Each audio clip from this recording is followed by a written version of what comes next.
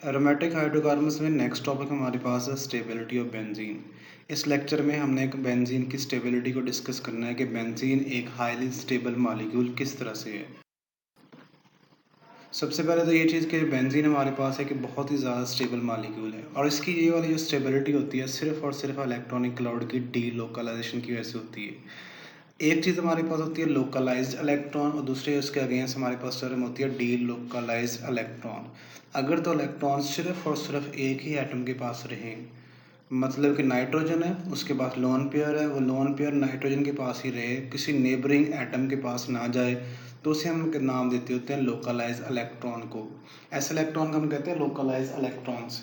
लेकिन अगर किसी भी एटम के ऊपर जो इलेक्ट्रॉन्स हैं वो नेबरिंग एटम के ऊपर चले जाएं, जो उससे नेक्स्ट आगे मूव करे, तो ऐसे इलेक्ट्रॉन को हम कहते हैं डी लोकलाइज इलेक्ट्रॉन की उनकी अपनी कोई लोकेशन नहीं होती, वो अपनी जगह चेंज करते रहते हैं।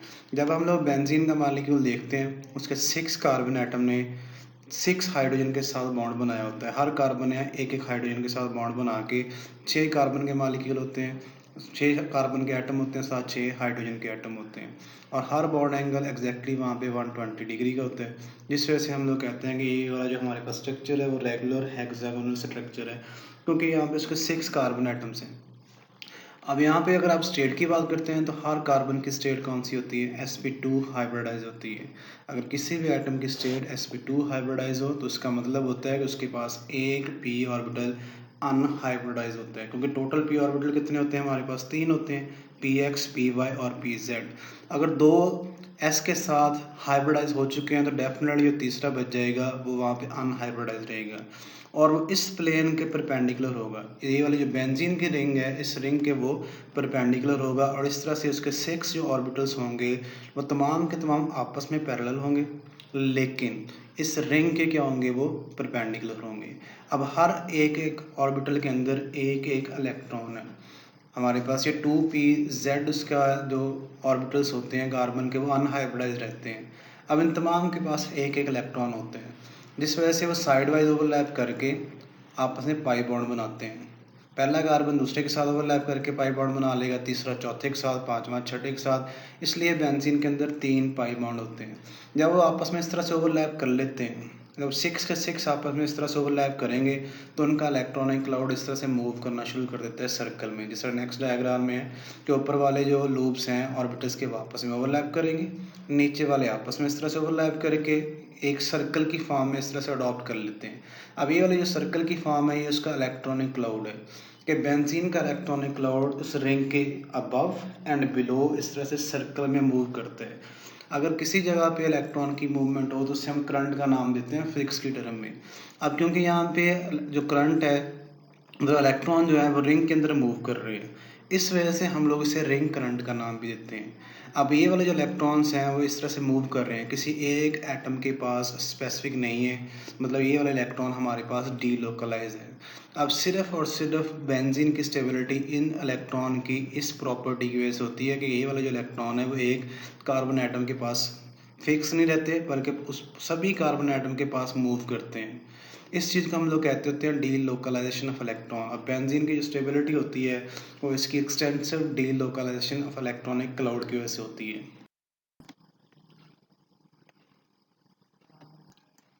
अब अगर हम लोगों ने देखना है कि बेंजीन का मॉलिक्यूल कितना स्टेबल है, क्वांटिटेटिवली अगर आपने उसे देखना है कि बेंजीन का मॉलिक्यूल कितना स्टेबल है, तो उसका एक मेथड है कि हम लोग उसके जो हाइपोथेटिकल कंपाउंड होगा 135 साइक्लोहेक्साट्राइन, इसके साथ हम लोग उसको कंपेयर करते हैं। उसका एक मेथड होता है कि हम लोग उसकी हीट ऑफ हाइड्रोजनेशन को फाइंड करते हैं, देन हम लोग उसको उसके साथ कंपेयर करते हैं। हाइड्रोजनेशन का मतलब होता है एडिशन ऑफ हाइड्रोजन, कि किसी भी मॉलिक्यूल में हाइड्रोजन का ऐड होना, उसे हम नाम देते होते हैं हाइड्रोजनेशन का। और एक रिडक्शन प्रोसेस होता है, जब हम लोग ऑक्सीडेशन और रिडक्शन की बात करते हैं तो addition of hydrogen is known as reduction. तो इसलिए हाइड्रोजनेशन जो होती है वो हमारे पास एक रिडक्शन प्रोसेस होती है। अब इसका मतलब है कि आप लोगों ने हाइड्रोजन जहाँ पे ऐड करना है तो डेफिनेटली वहाँ पे उसके अंदर हाइड्रोजन की डेफिशिएंसी होगी। मतलब हाइड्रोजन को जब आप लोग ऐड करेंगे किसी ना किसी अनसैचुरेटेड कंपाउंड के अंदर ऐड करेंगे, जहाँ तो वो अल्कीन होगी या तो फिर वो अल्काइन होगा। अब जिस तरह से हमारे पास ये एग्जांपल है, हम लोग अल्कीन के अंदर हाइड्रोजन को ऐड कर रहे हैं, हाइड्रोजन के साथ उसका रिडक्शन है, हाइड्रोजनेशन है, हाइड्रोजन की एडिशन हो रही है। वहाँ पे कोई ना कोई कैटलिस्ट हम लोग इस्तेमाल करते हैं, निकल कैटलिस्ट इस्तेमाल करते हैं, यहाँ पे प्लाटिनियम इस्तेमाल करते हैं, और हमारे पास जो प्रोडक्ट आता है वो सैचुरेटेड कंपाउंड आता है। इस चीज़ को हम नाम देते होते हैं हाइड्रोजनेशन का।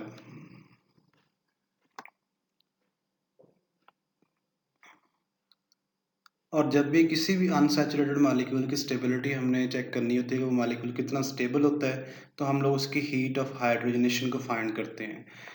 किसी भी अनसैचुरेटेड मॉलिक्यूल की स्टेबिलिटी और हीट ऑफ हाइड्रोजनेशन का आपस में इनवर्स रिलेशन होता है।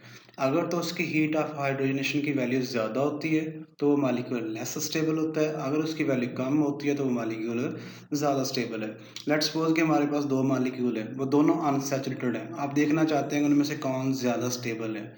अब दोनों की हीट ऑफ हाइड्रोजनेशन को फाइंड करें। जिसकी हीट ऑफ हाइड्रोजनेशन कम होगी वो मॉलिक्यूल ज़्यादा स्टेबल होगा, जिसकी हीट ऑफ हाइड्रोजनेशन की वैल्यू ज़्यादा होगी वो मॉलिक्यूल हमारे पास लेस स्टेबल होगा। The smaller the numerical value of heat of hydrogenation of N alkene the more stable the double bond. जितनी मतलब वहाँ पे हीट ऑफ हाइड्रोजनेशन की वैल्यू कम होगी उतना वो मॉलिक्यूल हमारे पास ज़्यादा स्टेबल होगा। अब हमने क्या करना है कि हमने बेंजीन को कंपेयर करना है 135 साइक्लोहेक्साट्राईन के साथ। हम लोगों ने इनकी हाई हीट ऑफ हाइड्रोजनेशन को कंपेयर करना है। अगर तो बेंजीन की हीट ऑफ हाइड्रोजनेशन इसके हाइपोथेटिकल कंपाउंड से, जो फर्जी कंपाउंड होगा हमारे पास, ऑन द पेपर जो हम लोग कैलकुलेशन करेंगे उससे उसकी वैल्यू अगर कम आ जाती है तो इसका मतलब हमारे पास बेंजीन है एक स्टेबल मॉलिक्यूल है। सबसे पहले हम लोग साइक्लोहेक्सेन के अंदर एक डबल बॉन्ड लेते हैं, उसकी हम लोग हीट ऑफ हाइड्रोजनेशन को फाइंड करते हैं। जब उसकी हम लोग हीट ऑफ हाइड्रोजनेशन फाइंड करते हैं तो हम लोग हाइड्रोजन का रिएक्शन करवा रहे हैं साइक्लोहेक्सीन के साथ, कि वहाँ पे सिर्फ और सिर्फ एक ही डबल बॉन्ड है, और हम लोग वहाँ पे प्लाटिनियम को एज ए कैटलिस्ट इस्तेमाल करते हैं, जिस वजह से हमारे पास साइक्लोहेक्सेन बनती है। और जब इसकी वैल्यू देखी जाती है, फाइंड की जाती है, तो वो हमारे पास -119.5 किलो जूल पर मोल आ रही है। अब यहाँ पे हमने सिर्फ और सिर्फ एक डबल बॉन्ड को हाइड्रोजनेट किए। अगर हम लोग ये सारी की सारी चीज़ें पेपर पे कैलकुलेट करें कि अगर एक मॉलिक्यूल को एक डबल बॉन्ड को हाइड्रोजनेट करने के लिए हमारे पास जो एनर्जी है वो -119.5 है। अगर हम लोग कहते हैं कि हम लोग दो डबल बॉन्ड को हाइड्रोजनेट कराना, तो डेफिनेटली वो वाली एनर्जी इसकी क्या होगी, डबल होगी। अगर हमने तीन को करवाना है तो उसकी एनर्जी की वैल्यू वहाँ पे क्या होगी, ट्रिपल होगी। हमने ये कैलकुलेशन कर ली है पेपर पे, सपोज फर्जी हमने कैलकुलेशन कर ली है कि अगर तो एक बॉन्ड की हमने निकाल ली है, एक बॉन्ड को हाइड्रोजनेट करेंगे उसकी वैल्यू आती है -119.5। इसी तरह से अगर हम लोग दो बॉन्ड को हाइड्रोजनेट करवाएंगे तो उसके लिए हमें वहाँ पे एनर्जी की वैल्यू चाहिए होगी -239 किलो जॉल पर मोल। और अगर आपने वहाँ पे तीन बॉन्ड को हाइड्रोजनेट करवाना है तो हमारे पास वहाँ पे वैल्यू आएगी -358.5 किलो जॉल पर मोल। ये हमारे पास on the paper hypothetical values आ गई हैं जो हम लोगों ने कैलकुलेट कर ली हैं।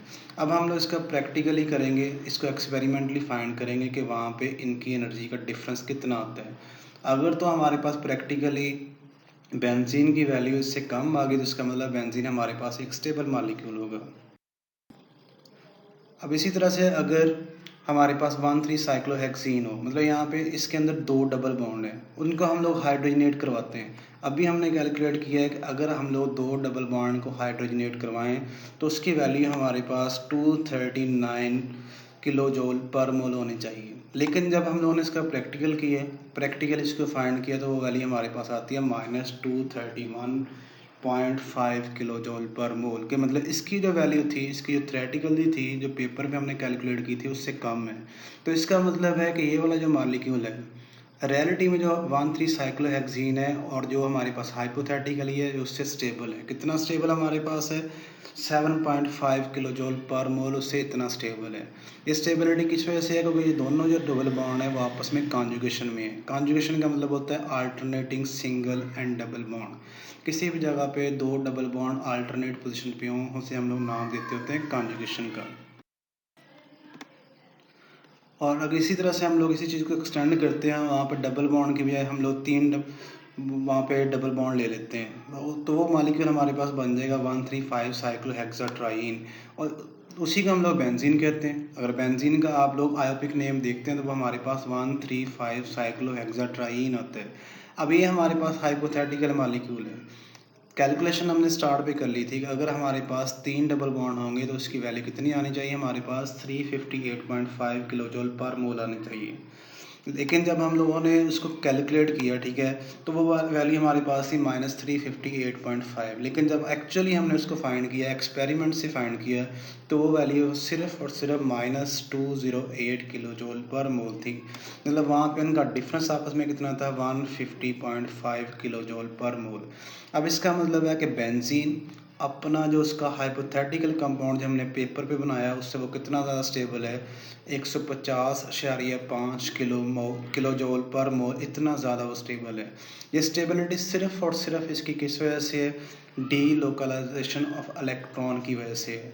अब हमारे पास ये वाला जो बेंजीन है उसको अगर आप लोग हाइपोथेटिकली लेते हैं तो उसकी वैल्यू हमारे पास पेपर पे हम पहले कैलकुलेट कर चुके हैं कि वो -358.5 किलो जूल पर मोल आनी चाहिए। लेकिन जब हमने उसका एक्सपेरिमेंट किया तो वो वैल्यू कितनी आ रही है, -208 किलो जूल पर मोल आ रही है। और स्टार्ट में हमने कहा था कि हीट ऑफ हाइड्रोजनेशन का स्टेबिलिटी के साथ इन्वर्स रिलेशन है। जितने किसी की हीट ऑफ हाइड्रोजनेशन की वैल्यू ज़्यादा होगी उतना वो मालिक्यूल लेस स्टेबल होगा, जितनी उसकी हीट ऑफ हाइड्रोजनेशन की वैल्यू कम होगी उतना वो मालिक्यूल ज़्यादा स्टेबल होगा। अब रियलिटी में इसकी वैल्यू हमारे पास कम आ रही है, जिसकी वजह से जो बेंजीन होता है वो अपने जैसे किसी और मालिक्यूल से जब वो हम लोग पेपर पे बना के कैलकुलेट करते हैं उससे वो ज़्यादा स्टेबल होता है। कितना ज़्यादा स्टेबल होता है, वो हमारे पास 150.5 किलो जूल पर मोल होता है। बेंजीन इतना ज़्यादा स्टेबल सिर्फ और सिर्फ कॉन्जुगेशन की वजह से होता है, जिसे हम लोग रेजोनेंस का भी नाम देते हैं। और ये वाला जो एनर्जी का डिफरेंस है 150.5 किलो जूल पर मोल है, इसे हम रेजोनेंस एनर्जी का नाम देते हैं। अगर हम लोग उसको कंपेयर करें ग्राफिकली, सबसे जो पहला हमारे पास है, अगर जब हमारे पास एक डबल बॉन्ड वहाँ पे था उसकी वैल्यू हमारे पास -119.5 किलो जूल पर मोल थी। नेक्स्ट अगर हमारे पास वहाँ पे दो आते हैं तो उसकी वैल्यू कितनी आनी चाहिए थी, वहाँ पे 238 किलो जूल पर मोल आनी चाहिए थी। लेकिन जब रियलिटी में उसको फाइंड किया तो वो हमारे पास कितनी थी, -231.5 किलो जूल पर मोल थी। अगर इसी तरह से हमारे पास वहाँ पे 3 डबल बॉन्ड होते हैं 6 मेंबर रिंग के अंदर, तो उसकी वैल्यू हमने पेपर पे कैलकुलेट की थी, वो कितनी होनी चाहिए थी, -358.5 किलो जूल पर मोल होनी चाहिए थी। लेकिन जब उसे रियलिटी में चेक किया गया तो वैल्यू सिर्फ और सिर्फ कितनी थी, हमारे पास -208 किलो जूल पर मोल थी। अब ये हमारे पास एक्चुअल वैल्यूज़ उसकी आ गई। जो हमने 358.5 कैलकुलेट की थी वो हमारे पास पेपर पे हम लोगों ने कैलकुलेशन करके की थी, कोई एक्सपेरिमेंट वहाँ पे नहीं किया था। अब इन दोनों का ये वाला जो डिफरेंस होता है इसे हम नाम देते हैं रेजोनेंस एनर्जी का। रेजोनेंस एनर्जी की वैल्यू जितनी ज़्यादा होती है वो मॉलिक्यूल उतना ज़्यादा स्टेबल होता है। अब यहाँ पे इसकी वैल्यू कितनी है, हमारे पास 150.5 किलो जूल पर मोल है। तो इसका मतलब है कि बेंजीन अपने हाइपोथेटिकल कंपाउंड से कितना ज़्यादा स्टेबल है, 150.5 किलो जूल पर मोल स्टेबल है। अगर हम लोग बात करते हैं बेंजीन की, बेंजीन जो है अपने हाइपोथेटिकल कंपाउंड से अभी हम कह चुके हैं कितना ज़्यादा स्टेबल है, वो 150.5 किलो जूल पर मोल है। और ये वाला जो इनका जो एनर्जी का डिफरेंस होता है, ठीक है, जो हम लोगों ने कैलकुलेट की थी उसके साथ और जो हम लोगों ने एक्चुअली फाइंड की थी उसके साथ, इसे हम नाम देते हैं रेजोनेंस एनर्जी का। अब इसका मतलब ये बेंजीन है वो रेजोनेंस का फिनोमेना शो करती है, जिस वजह से वो दूसरे कंपाउंड से वो ज़्यादा स्टेबल होती है। और बेंजीन के जो इलेक्ट्रॉन्स होते हैं वो डी लोकलाइज इलेक्ट्रॉन होते हैं, जिस वजह से वो इस मॉलिक्यूल को ज़्यादा स्टेबल बनाते हैं।